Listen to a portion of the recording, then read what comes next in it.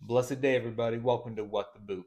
In today's video, I'm going to be going over my traveling to boot camp and as well as going through processing up until my introduction, first introduction to our drill instructors. Um, I myself, when I was traveling to boot camp, was traveling from Michigan, so the Midwest. And to me, that's in August, is when I went. And in Michigan, we got good weather up there, proper civilized weather, such as, 65, 60 degrees, t shirt and short weather, maybe even cooler. We have a different idea of what cold and hot is, but that's going to be relevant in the story later on.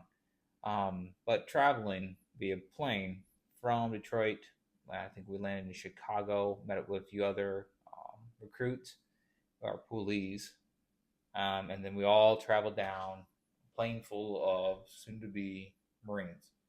We land in Savannah, Georgia. It is dark out. It is late. Airport. Nobody's there to watch you.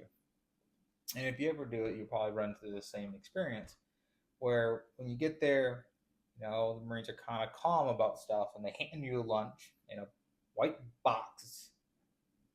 You'll become very familiar with this. This is boxed lunch is the term that's going to be used. Here's your boxed lunch.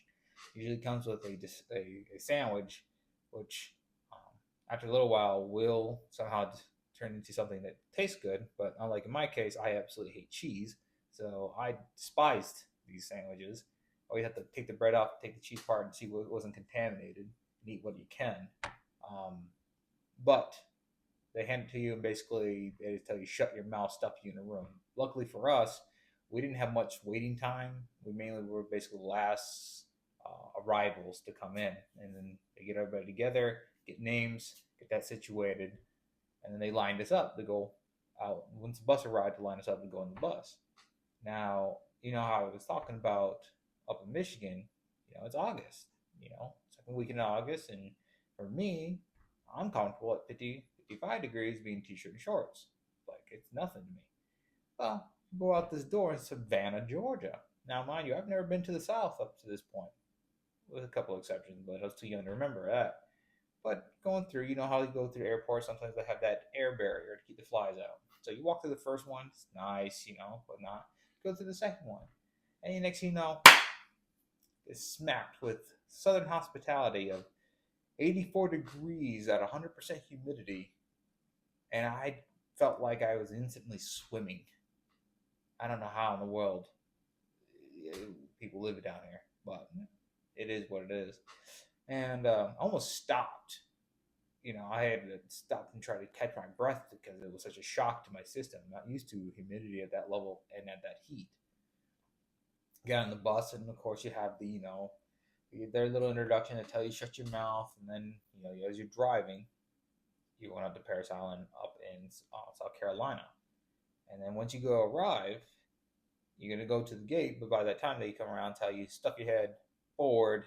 If you're gonna be in a plane crash and just keep your face in your stuff, don't look. It's meant to serve a purpose. You're not meant to see the gate. You're not meant to be seeing the area so you can basically map it out.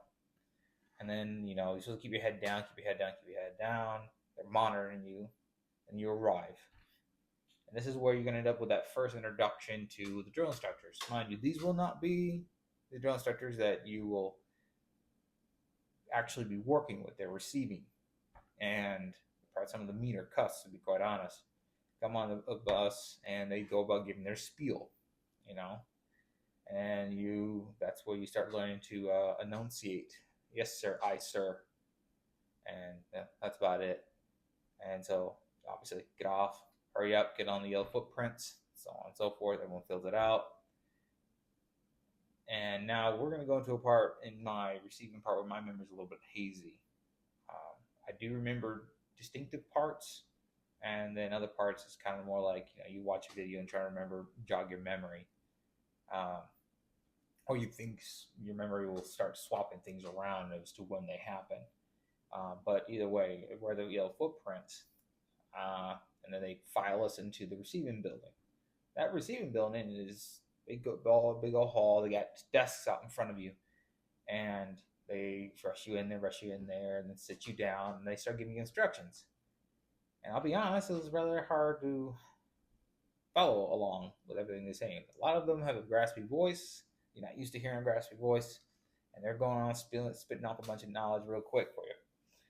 And then they end up giving you these little plastic cheap tags.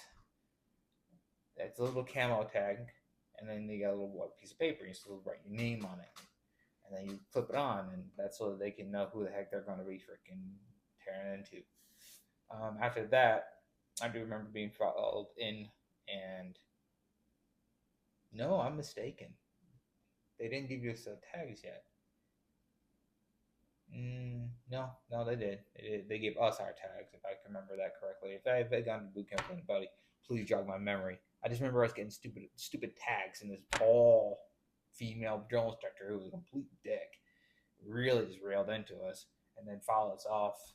And then they send you in there, make your phone call. That is not a joke. It is just read it verbatim, and you're supposed to yell on the phone, read it verbatim, and then do it right, because the drill sergeant will shout into your freaking conversation. And so, get that done. Go get gear. At some point, we're going to change over. Now, I don't really remember this part of my history about that. I do remember doing the phone call, go get our gear, in which they do tell you, hold that stuff over your head. Everyone hold it over, and they get a count for it. Then they take us somewhere else, and remember us changing over into it. And it can be really overwhelming. I found it to be overwhelming. Given the environment I grew up in, I found it rather overwhelming, but it's kind of a good overwhelming. It's good for you, good for the soul. A lot of stress, good for you. But at some point, they had us change over and get in the uniform. They take your clothes, your log, everything you got, and catalog everything you got. They put in this brown bag, and they're going to stuff that in some storage for the next 3 months, or unless you're unfortunate, you get dropped from the platoon, however long you're at boot camp. And then from there, we go and get our haircut. And there's a lot of line. Get in line, shut up, move quick, keep the line moving, so on and so forth. After that, they take us and they stuff us into a room upstairs. I do not know where this room is. It was just big, stuffed us in there like some cattle, and then left us alone. And we're obviously having conversations, but if the conversation got too loud, drone started come in, shout at us, gets to shut our mouths, and then you had to keep it down. And then I remember when it got dark, they took us out and took us to the armory. Now, I really haven't been outside all that much, but once we got to the armory, I'll be honest, the heat and the humidity was to a point where I'm feeling like I'm going to pass out. And I nearly did. Well, 2 times I almost passed out, just standing there in this humid, hot, and it's just shade. It's dark out and just high humidity. In that, but I'll make it through mainly because I was petrified of having the drill sergeant get in my case and dropping, like being that weak, being that guy that dropped. So I was more scared about that than I was feeling like I'm going to die. But go through, get our rifles, and these are some old rifles. They make you get some good knowledge on that. Get really intimate with it. Get our rifles, we go back, and then there's some time that passes again. They march you down to chow, come back. They march you down to chow, and then they do from there. If I remember correctly, either they took us back to receiving, or they ended up taking us to our barracks.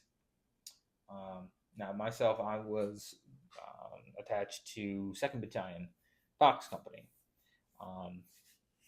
In that, it's like there's 3 battalions, so you go A, B, C, D, E, F, G, H, I, J, K, L, and so it's about four companies per battalion, and I'm part of my platoon was 2100, so living on the bottom stairwell, and I just remember once we got in there, get situated, get placed. And then suddenly, they bring us in the middle, and we all had to sit Indian style, left knee left knee, left hand, left knee, right hand, right knee, back straight, eyes front, mouth shut. And obviously, they marked out the drill instructors. Drill instructor Sergeant Vereen, drill instructor Sergeant Giesbrecht, and senior drill instructor Staff Sergeant Conrad. They obviously do the introduction. And then, as soon as we get done with that, and oh, by the way, we also have the company guns come out and meets us, and the company commander and company first sergeant. And it seemed as if the only things keeping our drill instructors off us was Gunny, first sergeant, and the company commander. And as soon as they left, walked out the door, all up in our shit. Excuse my language, I apologize. They're all up in our cases. And, all about those videos that you see.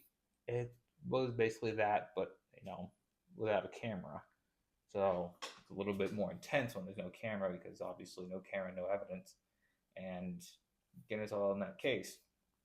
I do remember, this is a little bit about something in case if you're going to be going to boot camp. I myself was made a squad leader, my first, very quickly. And then come the next day, I fired myself by basically hiding at the back of the formation. And if you're given a position of leadership, even it doesn't matter how bad you're going to do it, go with it. Doesn't matter if you fail. Doesn't matter if you crash and burn. I myself did that because I didn't have confidence in myself. So basically, I threw away a perfectly good opportunity in which I could learn and better myself. And is it constantly ate at the back of my head because of that. And in doing that, it allows me to be able to tell the people, or tell you, if you're given an opportunity to lead, or you have an opportunity to lead. It doesn't matter if you fail. It doesn't matter if you crash and burn. What matters is that you get that bit of experience. If you fail, crash and burn, or trip, or make a mistake, that's an awesome opportunity for you. That's an awesome opportunity for you. Because in your failures, you will learn, you will grow, and eventually you will get good at it. Or you just get used to just going with it and just keep trying. Eventually you will get good at it. Eventually you will get comfortable with the stresses of leadership. And in the Marine Corps, it's important that you take those opportunities, because it will come a point in your career, regardless if it's 4 years or it's up to 8 years or 12 or so on and so forth, that you will be expected to already know this and to perform and deliver on this. So it's important that when you get these opportunities, whether you're given it, tasked with it, or you are striving for it, that you take it and use it as a learning opportunity. Take full advantage of it. If you crash and burn, you will learn more from that crash and burn than you will have ever learned from ever being constantly successful. I can promise you that. Now, I'm harping on this hard because for me, I absolutely despise my history for not taking that advantage of that.